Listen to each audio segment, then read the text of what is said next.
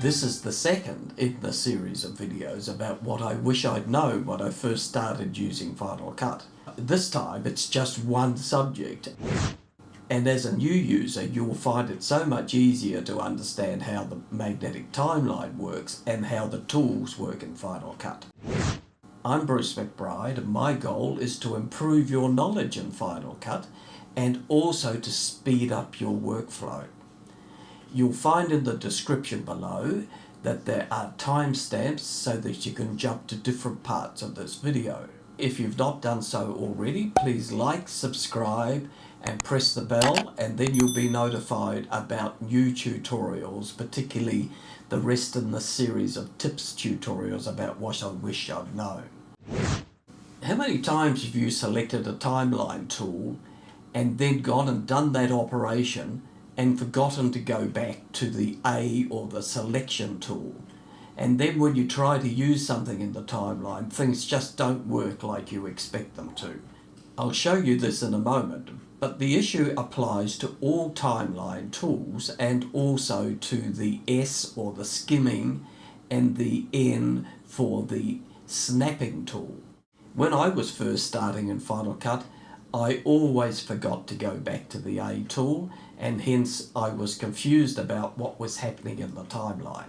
So let's look at an example, and we'll take the P tool and we'll select the P tool here in the menu. And if we move this tool, you can see now that it's broken the magnetic timeline and it's left a gap clip behind.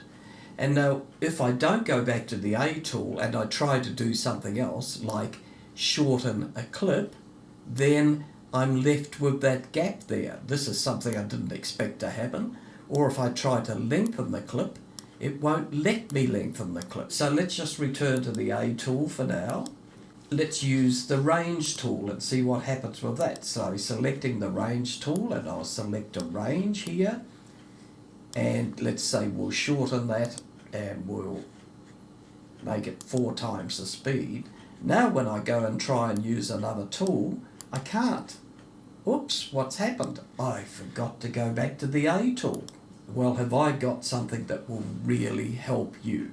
I used to instill in my students the mantra, after you've used a tool, always select the A tool, and then you know you'll be back in the A or the selection position.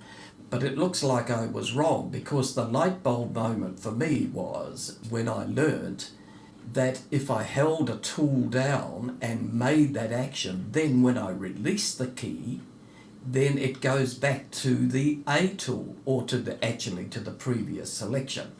So let's have a look at this one here. So we'll go back to the selection tool. Let's say I now take this away. Let's now watch this in action. I hold down the P key and you can see that it's changed up here to the position tool. So now I'll move this, I'm still holding the key down, and as soon as I release the key, it goes back to the A selection up here, and I can make other changes. Equally, if I want to select a range, I'll hold the R key down and make the range selection. I'm still holding the key down. You can see the range tool is selected up here, but as soon as I release the range tool, then it pops back to the selection tool. Same thing applies to trim.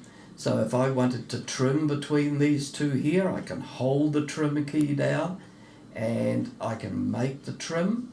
You can see that trim is selected up here, but as soon as I release that trim key, it's back to the A tool again.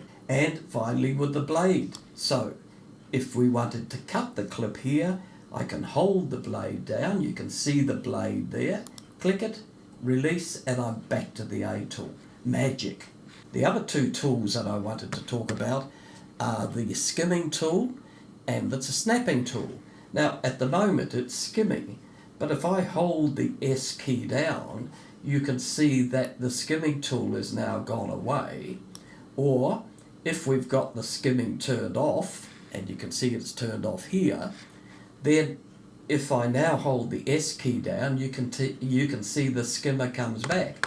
And this is really handy if you don't like to use the skimmer, but you do want to use it in the browser. So while I'm in the browser at the moment, the skimming tool is turned off, And if I put the S key down now, you can see I can now skim through the items in the browser without them having to be turned on permanently in the timeline. And then the other tool is the snapping tool. Now snapping works this way, that as you move to and the snapping is turned on, then it snaps to that clip. If I wanted to select close to the edit point, I can hold the N key down and then it moves smoothly past that edit point so that I don't get snapped to that location. I've released the key again and it's snapped in. So what have we learned? Well, there are two choices of how you can handle the tools in the menu bar. You can select the tool if you want to in the menu bar itself, or you can use a key selection and just press that key and release it. And if you do just do that, then you should always press the A key once you've finished with that particular tool. Or your second choice is my preference, and that is to hold the key down while you make the change, and then when you release that key, it changes back to the A tool. And just with a proviso on that, you need to be selected on the A tool to start with.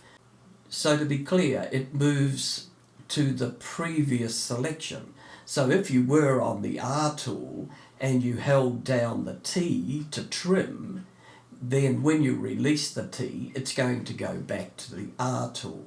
I hope you've enjoyed this tutorial. Please subscribe and click the bell and you'll be notified of further tip videos like this one. Thank you for watching.